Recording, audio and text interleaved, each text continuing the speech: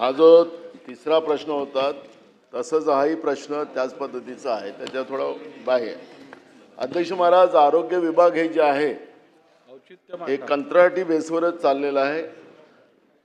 आरोग्य विभाग कंत्राटी बेसवर चालल्यामुळे आज परिस्थिती अशी आहे की जो कॉन्ट्रॅक्टर तिथं आपले जो स्टाफ देतो त्याचे पगार होत नाही, त्याच्यामुळे त्या ठिकाणी त्यांचं आंदोलन चालू होऊन जातात.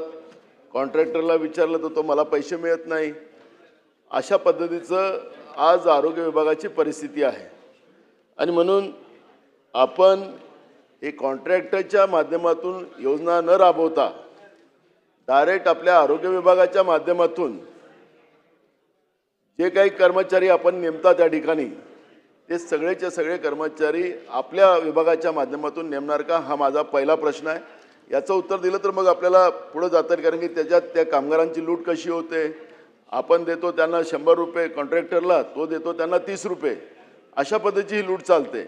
म्हणून मग मला दुसरे प्रश्न दिला की आरोग्य विभागाने समजा हे कॉन्ट्रॅक्ट बेस संपवून आरोग्य विभागाच्याच माध्यमातून हे सगळे कर्मचारी दिले तर हा प्रश्न संपेल असं मला वाटतं. आणि माझा स्पेसिफिक प्रश्नाचं उत्तर आपण पहिले द्यावं.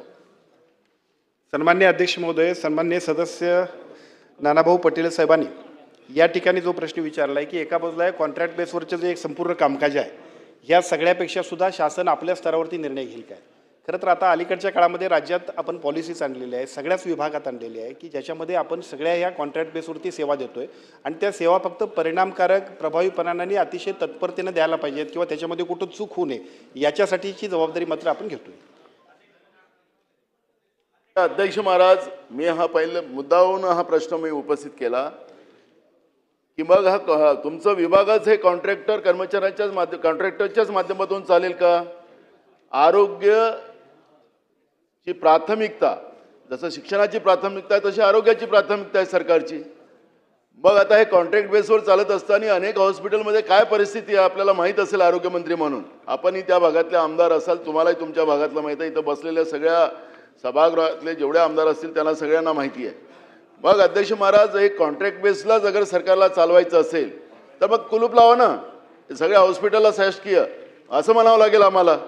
आपण पाहता असेल की आपण जे पैसे देतो त्याचे 50% पैसे त्या कर्मचाऱ्याला देत नाही. या सगळ्या सुशिक्षित मुला मुलींचं आर्थिक शोषण करण्याचं काम या कॉन्ट्रॅक्टरच्या माध्यमातून चालते.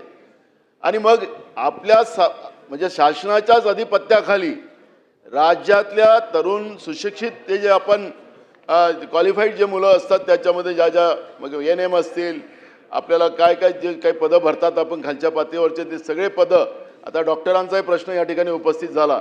आणि मग या सगळ्या प्रश्नामध्ये आरोग्य व्यवस्था सलाईनवर लागलेली आहे. आणि मग अशा परिस्थितीत जे काही रुग्ण असतील त्यांची परिस्थिती काय असते. आणि म्हणून अशा या परिस्थितीमध्ये आपण काय, आता तुम्ही सगळे आता SOPs आणतात अलीकडे तुम्ही म्हणता की आमचं SOP आता येत आहे, आम्ही करतोय.